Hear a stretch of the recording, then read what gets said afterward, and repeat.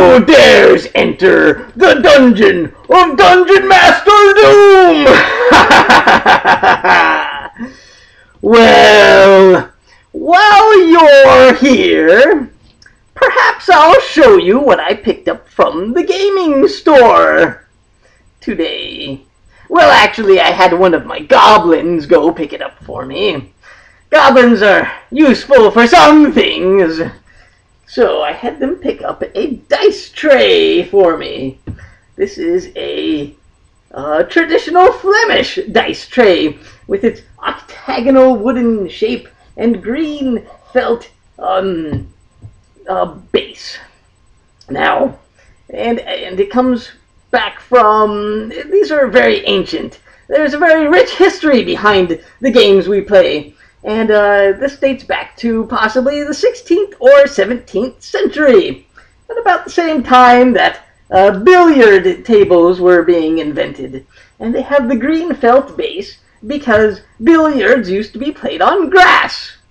And this was made about the same time, so I'm supposing the same felt was available to make dice trays. Now, the history behind these dice trays is actually very difficult to discover, so most of it's speculation, and to actually get hard evidence and stuff, I imagine would require, well, if you played the Call of Cthulhu, it would require a very high skill in library use. It is a very useful skill indeed. So, I imagine the dice tray was made because many gamblers were sailors and pirates back from that era. And I imagine they would need some kind of place to roll the dice to keep their dice from, oh, I don't know, flying off overboard or something. So yes, I always find the history behind these games to be fascinating. The octagonal shape itself has a very mystic and mysterious past. And it's a sacred shape, and it shows up in religions. It shows up in Christianity, in fact, and represents the 8 Beatitudes of Jesus. And you'll see the octagon in many of the church towers and cathedrals and whatnot. And the octagonal shape is also used in lots of the mysterious buildings created by the Freemasons. Yes, even the Knights Templar use the octagon. I think it was the Knights Templar of Malta, to be exact. They would use this shape in many of their secret symbols. And, well, gosh, 8 is also the number of the Eightfold Path from Buddhism. There's a Hindu god. Oh, what was her name? Oh, I think it was Lishma? Oh, I can't remember. But that god was the god of prosperity, and she has 8 divine forms. In fact, the Star of Chaos, which I use for my YouTube icon, has 8 points. And, oh gosh, even in the game Discworld, the color of magic is octarine.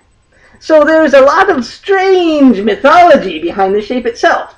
But it also is something that's always been associated with sports. Mostly blood sports and gladiator arenas. In fact, it still exists today in the mixed martial arts fighting championships and the UFC and stuff. They enter the octagon and fight in those things. The first stone gladiator arena wasn't an octagon in shape, though. But it was created by or funded by the Emperor Octavius, who later became Augustus. But there's the octagon itself. So there's a lot of things associated with it.